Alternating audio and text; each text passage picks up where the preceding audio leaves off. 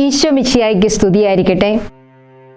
ഒന്നാമനാകാൻ ആഗ്രഹിക്കുന്നവൻ അവസാനത്തവനും എല്ലാവരുടെയും ശുശ്രൂഷകനുമാകണം. എല്ലാവരുടെയും ഉള്ളിലുള്ള ആഗ്രഹമാണ് വലിയവനാകണമെന്നുള്ളത്. ഇത് നമ്മൾ അങ്ങനെ മറ്റുള്ളവരോടൊന്നും പറഞ്ഞുകൊണ്ട് നടക്കുകയില്ല.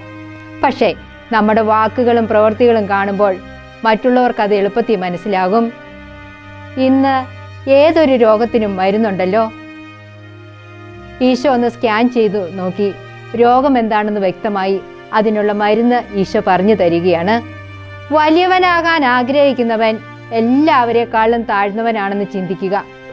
അപ്പോൾ ദൈവം അവനെ വലിയവനാക്കും. ഇങ്ങനെ ചിന്തിക്കുക അത്ര എളുപ്പമുള്ള കാര്യമല്ല. അതുകൊണ്ട് ഈ നോമ്പുകാലത്തിൽ നമുക്ക് കുരിശിൻ്റെ നിഴലിൽ ഉറങ്ങി ദിവ്യകാരുണ്യ സന്നിധിയിൽ അടയിരുന്ന് വലിയവനാകണമെന്നുള്ള മാനുഷിക ചിന്ത മാറ്റിത്തരുവാൻ അധ്വാനവും ശുശ്രൂഷയും പ്രാർത്ഥനയും തപചര്യകളുമാകുന്ന പുണ്യവഴികളിലൂടെ നടന്ന് ഈശോയിൽ വിളങ്ങിയിരുന്ന വിനയമെന്ന ദൈവിക ചിന്ത കൊണ്ട് നമ്മുടെ ആത്മാവിനെ കൂടുതൽ സുന്ദരമാക്കാം. വിനയത്തിൻ്റെ മേലങ്കി ധരിക്കാം. ഈശോയുടെ മനസ്സ് രൂപപ്പെടാൻ നമുക്ക് പ്രാർത്ഥിക്കാം.